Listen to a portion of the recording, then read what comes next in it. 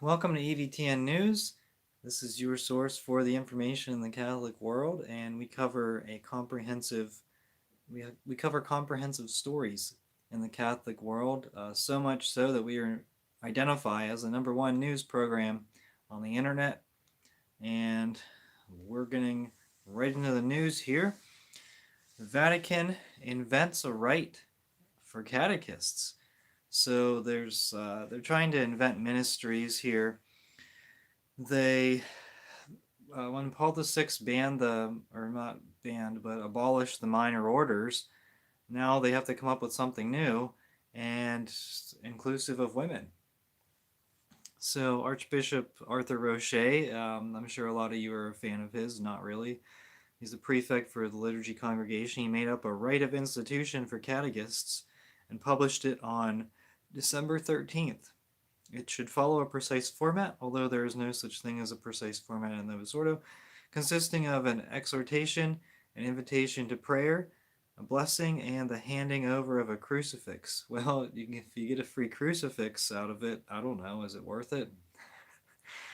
I don't know, but this is another effort for the Novus Ordo Church to invent different ministry positions and try to I don't know, try to just create stuff, make up new stuff. Archvirus Bishop Wester holds a rally against nuclear arms.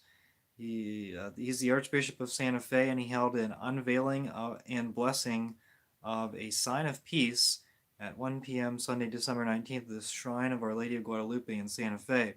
No, this isn't the sign of peace where you look at other people and say, "Peace be with you." Um, from a statement, Archbishop Wester said Archbishop Wester will unveil this sign to initiate a comprehensive conversation on nuclear disarmament as a critical step towards world peace. He believes the Archdiocese of Santa Fe has a special role to play in facilitating this urgent dialogue. The unveiling and blessing will take place outside, so attendees are encouraged to dress appropriately for Santa Fe weather and observe virus protocols of covering your face and social distancing. In honor of Our Lady of Guadalupe, attendees are encouraged to bring a rose, their hopes, prayers, and aspirations for a peaceful world. All are welcome, unless you're not covering your face, right? So all are not welcome, and that's the contradiction of the new church, of the virus church. French website Le Parisien recalls that Francis spoke of caresses and massages given to a secretary by Archbishop Alpetit from France. Alpetit replied, "I think he got the story a bit mixed up. My poor secretary had nothing to do with it. I know her husband and family well. I baptized their grandchildren." Alpetit says he would have had the force to carry on had Francis not accepted his resignation, and he answers an affirmative when asked whether he thinks he is a victim of the cabal. So, Archbishop Alpetit, he's saying that Francis got it wrong. Okay, and he's not someone who is necessarily what we consider a good bishop. The Jesuits have declined in numbers. Pope Francis commented on it. He said during a private meeting with Jesuits in Athens, Greece on December 4th, he said, "One thing that calls for attention is the diminution of the society of the Jesuits. When I entered the novitiate, there were 33,000 Jesuits. How many are there now? More or less half. What does the Lord mean by this? Humble yourself, humble yourself. I don't know if I have explained myself. We have to get used to humiliation." So it's humbling that the Jesuits are much smaller. Maybe actually that's reflective of their theology. Do they have bad theology? I mean, I don't know. If you believe that there's a reasonable hope that all are saved, and this is Bishop Barron's big thing, but it comes from von Balthasar, who was a former Jesuit. If you believe there's a reasonable hope that all are saved, then what's the point of joining any religious order? Can't you just join the Buddhist temple down the street and be fine? I think so, under that theology. Welcome everyone to the live chat. Okay, this is from the Pillar. The Vatican tells the USCCB not to publish a document on LMNOP.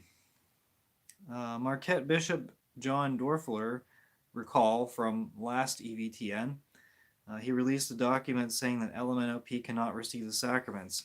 Actually, this is in reference to a man who identifies as a woman or vice versa. While Dorfler faces criticism, neither the USCCB nor the Vatican has commented on the Marquette policy. Both institutions have confidentially drafted policies and guidelines on pastoral ministry and gender identity. These documents, for reasons not entirely clear, have not been published, according to the Pillar. The Pillar has obtained an unpublished 2018 draft document from the Congregation for the Doctrine of Faith, which addresses sacramental and pastoral ministry to people who identify as a man identifies as a woman or a woman identifies as a man.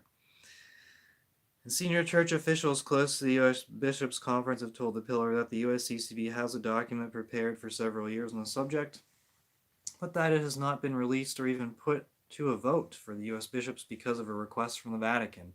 So the Vatican undermined the USCCB's document on LMNOP.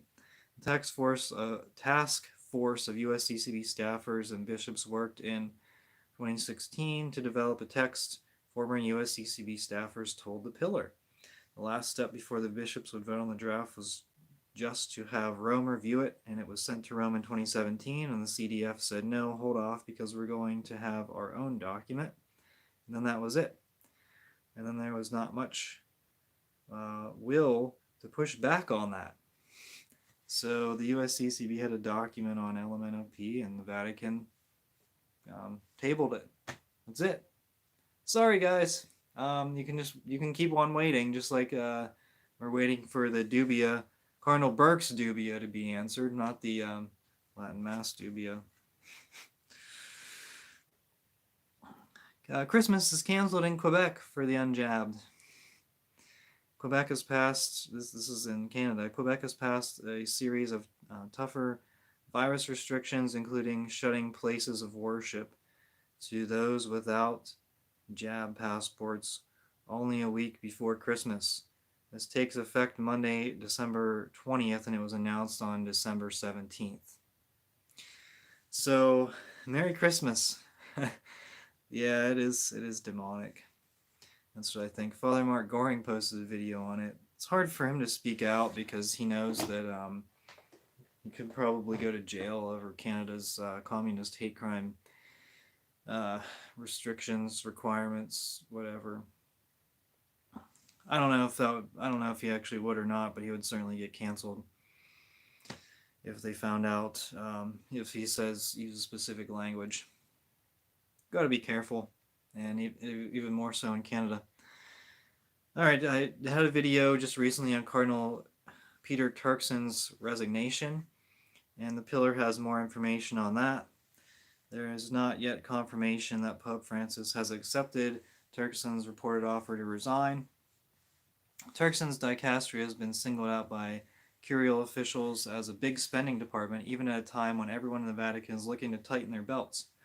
If the dicastery's budget isn't out of control, curial officials have told the Pillar it's not entirely under control either, a difficult situation while the Pope is ordering curia-wide pay cuts. So it's expensive, it's costing the money, and that could have something to do with Turkson's resignation. Of course, this dicastery is responsible for immigration, among many other things, and you'd think that Pope Francis would want to spend the most money on that. Francis even took the unusual step of reserving oversight of the department's second selection, which handles issues of migrants and refugees, to himself personally, and promoted his leader and the department's undersecretary, Michael Zerny, S.J., to the rank of cardinal in 2019. And he was just a priest before he got promoted to cardinal. That's pretty interesting, isn't it? Usually that's not, usually mostly archbishops get promoted to cardinal, not just priests. So it was kind of an unusual step. Turkson's resignation would come after Pope Francis ordered an apostolic visitation, kind of operational audit of the dicastery in June. The visitation, as I mentioned before, was conducted by Cardinal Blaise Cupich, who, as we are left to assume, must have offered an unfavorable assessment of what he found and prompted Turkson's apparent decision to step aside. It remains to be seen who the Pope will pick to replace Turkson, or even if he will fill the role at all. Probably not. Let's see, there's a priest excommunicated for crimes against the virus religion. Armenian Catholic Father Bernard Kaufmann from Austria. This is the Feldkirch Diocese, and the Vicar General is Hubert Lenz. On December 16th, he wrote a decree against the priest, sending it to 5 surrounding dioceses and to all parishes of the Feldkirch Diocese. The content, the zealous priest was forbidden any pastoral care in the diocese because he spoke out against the virus religion. So he was excommunicated for crimes against the virus. This is what we're living under right now. So more information on this meeting between Pope Francis and Archbishop Roche. This was November 18th, the day that Pope Francis met with Roche to approve the dubia response. Instruction that further clamped down on the traditional rites. St. Peter's Basilica suffered a blackout. November 18th was also the feast of the dedication of the basilicas of Saints Peter and Paul. So there's all these, symbolism that's going on right now. Whenever lightning struck the Vatican when Pope Benedict resigned, and Pope Francis, when he visited the United States, there was a blood moon. It's a rare lunar eclipse type of deal. And there are a lot of other things. Maybe some of you are familiar with those kinds of things. And we're getting to kind of the big news of this EVTN episode, and it's the FSSP has released a statement. I'm going to read it to you. The recent document from the Congregation for Divine Worship, released on December 18th, does not directly address the former Ecclesia Dei communities such as Priestly Fraternity of St. Peter, who possess their own proper law.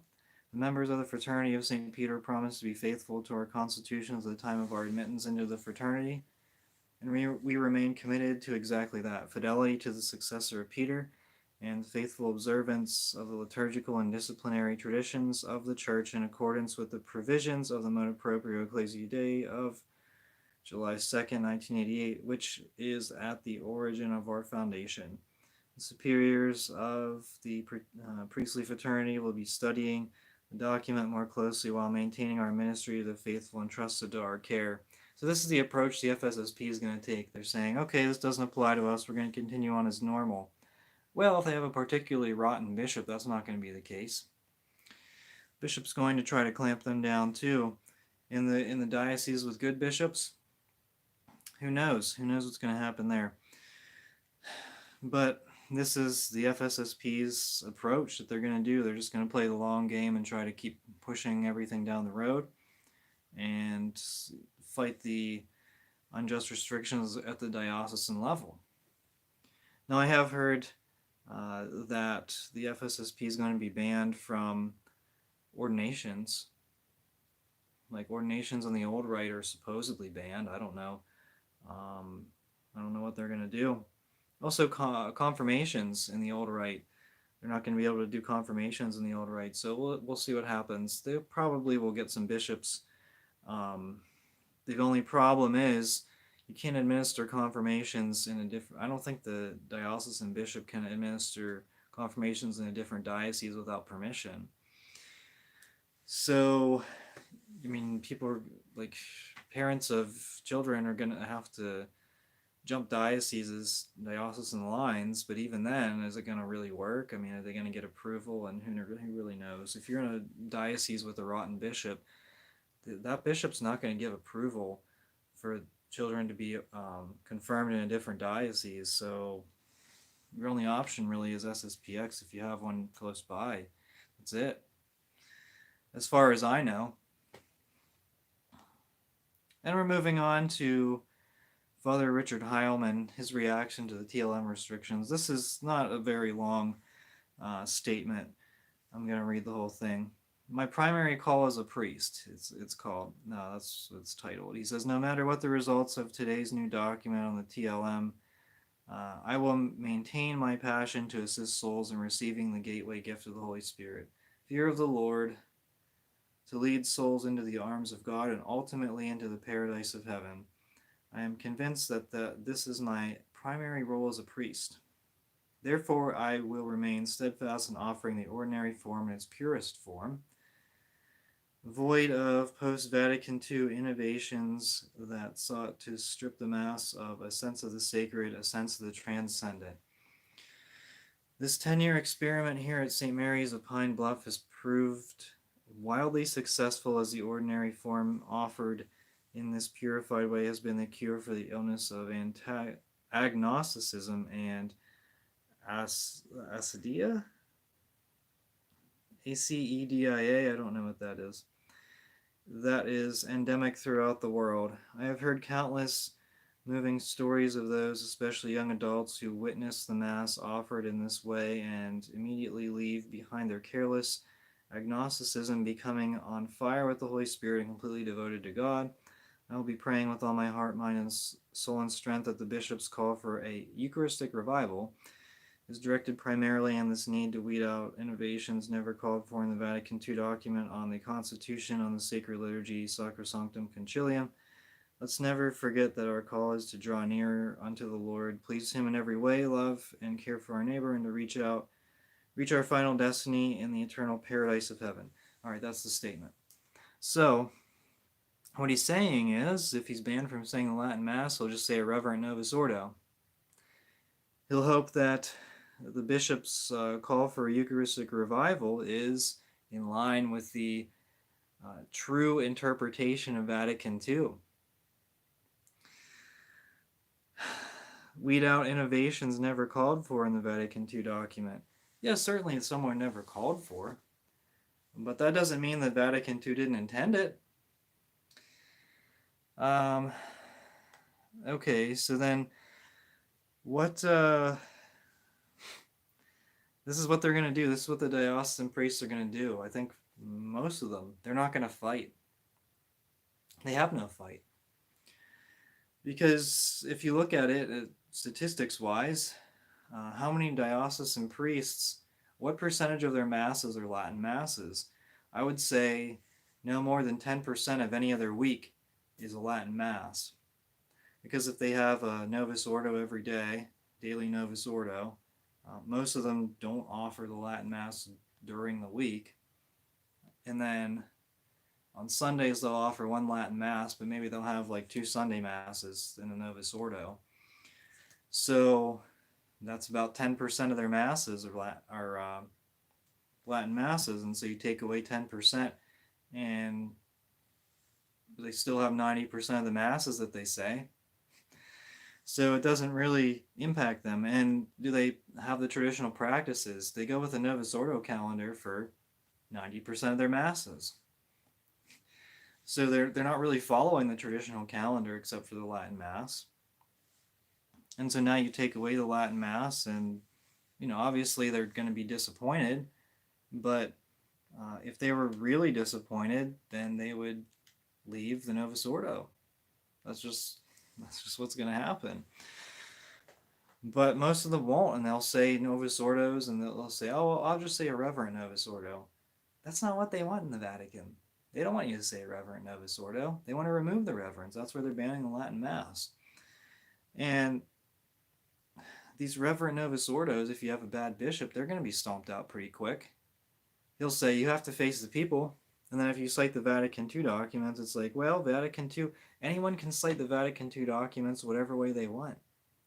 You say it's not as the Vatican II fathers, the Council Fathers intended. Really? What did they intend? And why did they not implement it then? I mean, if Vatican II was not implemented as the Council Fathers intended, the bishops those bishops are completely worthless because they voted on something and then they went back to their dioceses and they, released it, unleashed it, whatever. And if it wasn't as they had intended it, they would have quickly said, "Hey, this isn't as I had intended it," right? I mean, if you tell someone to go do a job and they do it wrong, what are you gonna say? Say like painting. Say you're in charge of a painting company, and you say, "Hey, I want you to paint this. I want you to paint this house," and they start painting it, and it's much different than what you had wanted. What are you gonna say? "Oh, that's cool. Whatever." No, I don't think so. If you're running a company, right? Same with someone else doing any other kind of job, right? So I mean, it's just a ridiculous argument. It really is. And these Novus Ordo priests, they're not going to fight for us. They're not going to fight for the sacraments. They're not going to fight for the old rite.